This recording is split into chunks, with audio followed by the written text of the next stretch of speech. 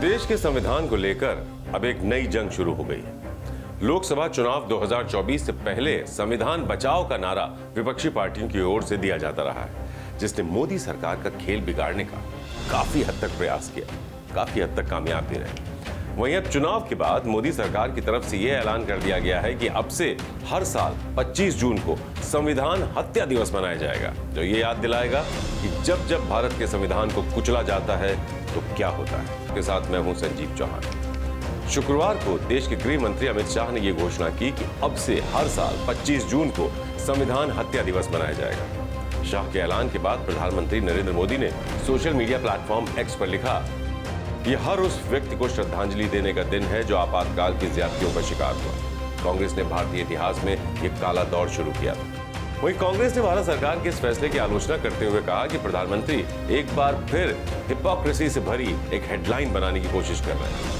आपको बता दें कि भारत सरकार की ओर से जारी की गई अधिसूचना में कहा गया है कि 25 जून 1975 को जब आपातकाल की घोषणा की गई थी, तब उस समय की सरकार ने सत्ता का घोर दुरुपयोग किया और भारत के लोगों पर ज्यादती और अत्याचार किए।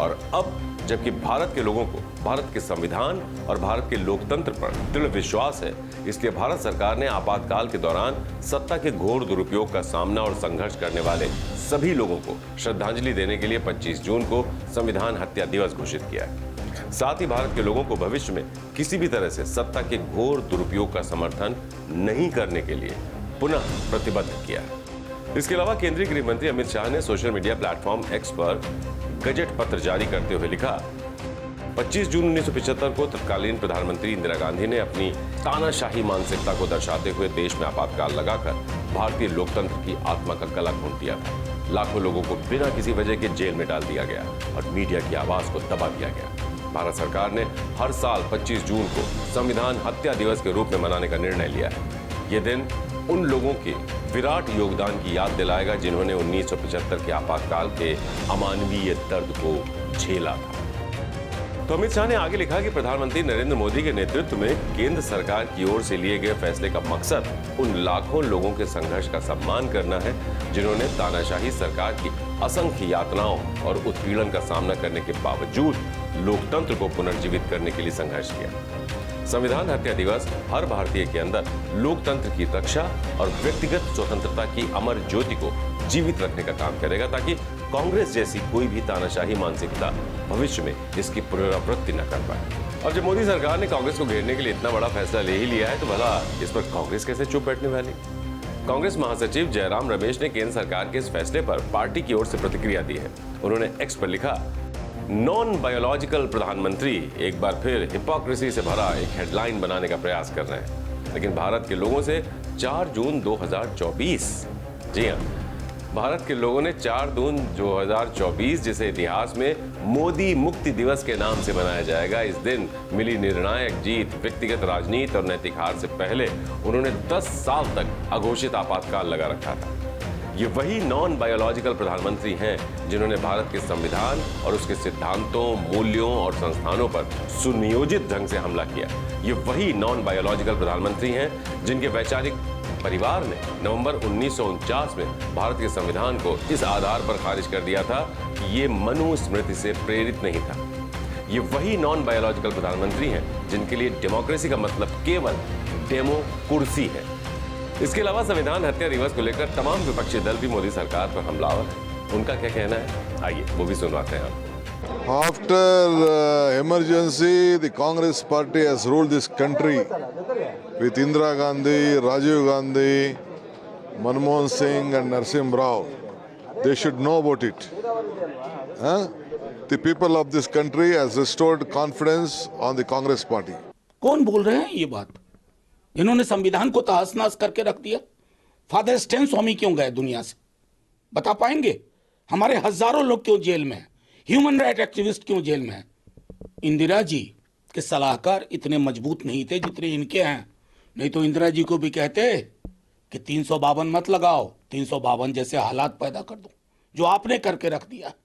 हाईकोर्ट की क्या टिप्पणी थी हेमंत सोरेन जी के बारे में? पूरे देश में विपक्ष के नेताओं के साथ क्या कर रहे हैं? आप तो खुद संविधान को तार तार कर रहे हैं। मैं हत्या नहीं बोलूंगा क्योंकि इस तरह के शब्द आप ही को सुहाते हैं। गांधी जी 30 जनवरी को उनका असैसिनेशन हुआ। बोलिए गांधी हत्या दिवस और किसने हत्या की, उसका वैचारिक रुझान क्या था, किन संगठनों से ताल्लुक था, स्वीकारिए ना। कि संविधान हित दिवस मना लेते, रक्षा दिवस मना लेते, बचाओ दिवस मना लेते, हत्या दिवस। कहां से इतनी नफरत, कहां से इतनी हिंसा आती है भाजपाइयों में? क्यों आप हर वक्त हत्या की बातें करते हैं? और असलियत यह है कि संविधान का तिरस्कार आपके पुरखों ने किया। आपके लोगों ने संविधान बदलने की बात करी, जनता ने आपको हरा दिया और अब आपकी ये कुंठा है। आप 50 साल पहले की इमरजेंसी की बात करते हैं, चलिए कर लेते हैं।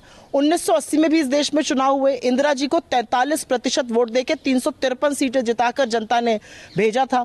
और अगर आप बात कर ही रहे हैं संविधान हत्या की, तो रोजगार हत्या दिवस कब मनेगा? आप मुझे एक बात ये भी बताइए, कब मनेगा? जो किसान 700 शहादत हो गए, उनकी शहादत का दिवस कब बनेगा? जो औरतों के साथ हुआ, उनकी रक्षा का दिवस कब मनेगा? हर बार घाव को कुरेदना बीजेपी की आदत है। बात नीट पर होनी चाहिए, अग्निवीर पर होनी चाहिए, मणिपुर पर होनी चाहिए, तो अब पहुंच गए इमरजेंसी। पहले 50 साल का चैप्टर आगे बढ़िएगा या उसी में रहिएगा? पूरा देश में भाजपा का हालत ठीक नहीं है। इससे नजर घुमाने के लिए अभी ये पुराना इमरजेंसी पीरियड का बात ये लोग कर रहे हैं। देखिए, वो समय इमरजेंसी का बहुत तरीके से वो एनालिसिस हो चुका है, वो उसका क्रिटिसिज्म हो चुका है। एक बार इंदिरा गांधी हार चुका है, फिर देश ने वो इंदिरा गांधी को भी फिर प्राइम मिनिस्टर बनाकर लौट के इंदिरा गांधी आई थी। तो वो जो चैप्टर थे वो इतिहास का एक पन्ना था, और इतने बरस बाद भाजपा खुद को वो उनका जो एंटी पीपल पॉलिसीज है, डिजास्टर्स है, उसका जो बुरा हाल है देश का, उससे नजर घुमाने के लिए ये पुराना कार्ड वो खेलने की कोशिश कर रहे हैं। इन सब के अलावा केंद्र के इस फैसले पर सबसे ज्यादा समाजवादी पार्टी के मुखिया और पूर्व सीएम अखिलेश यादव भड़के हुए। अखिलेश ने एक्स पर एक लंबा पोस्ट करते हुए लिखा कि बीजेपी बताए कि वो अपने काले दिनों के लिए कौन सी तारीख चुनेगी। क्या 30 जनवरी को बापू हत्या दिवस के रूप में मनाना चाहिए, या फिर इस दिन को लोकतंत्र हत्या दिवस के संयुक्त दिवस के रूप में मनाना चाहिए? क्योंकि इसी दिन चंडीगढ़ में भारतीय जनता पार्टी ने मेयर चुनाव में धांधली की थी। तो विपक्ष के इन सुलगते सवालों और हमलों का केंद्र सरकार की तरफ से भी बराबर जवाब दिया जा रहा है। सुनिए। गणतंत्र को, डेमोक्रेसी को हत्या करने की खून से लाल हुआ है।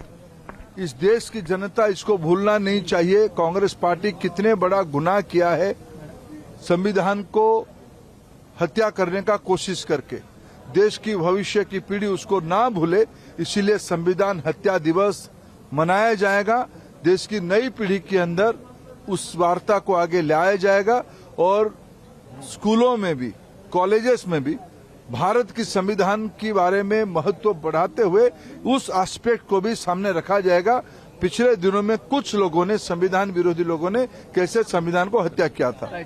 25 जून रात को 1975 में जब हमारे संविधान की हत्या की गई थी, वो कभी भी हम नहीं भूल सकते हैं। आदरणीय प्रधानमंत्री मोदी जी ने संविधान को अपने सर आंखों पर बिठा करके संविधान में जो लिखा है सिर्फ वो शब्द ही नहीं, संविधान के जो स्पिरिट है उसको भी जीना है।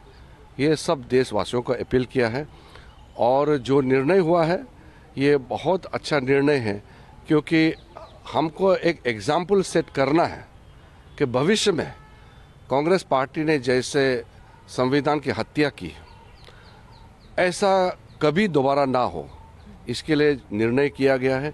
ये बहुत देश के लिए जरूरी है, संविधान के लिए जरूरी है।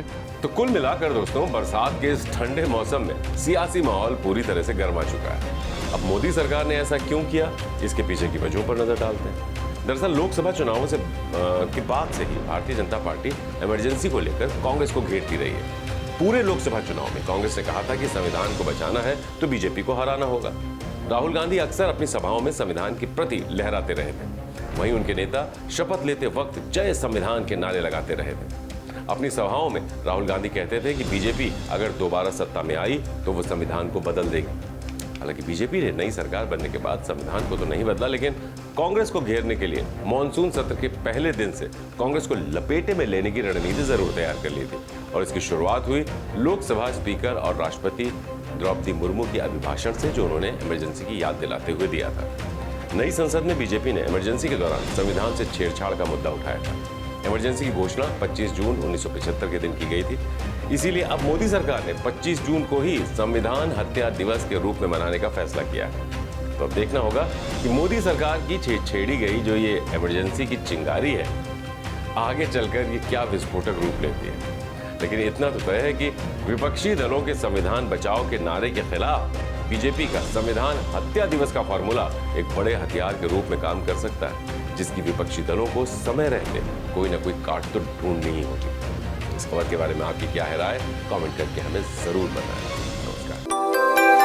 यूपी की हर खबर देखने और उनसे अपडेट रहने के लिए हमारे चैनल श्रेष्ठ यूपी को सब्सक्राइब और लाइक करें। साथ ही बेल आइकन को दबाना ना भूलें, जिससे हमारे हर वीडियो की जानकारी आप तक पहुंचती रहे।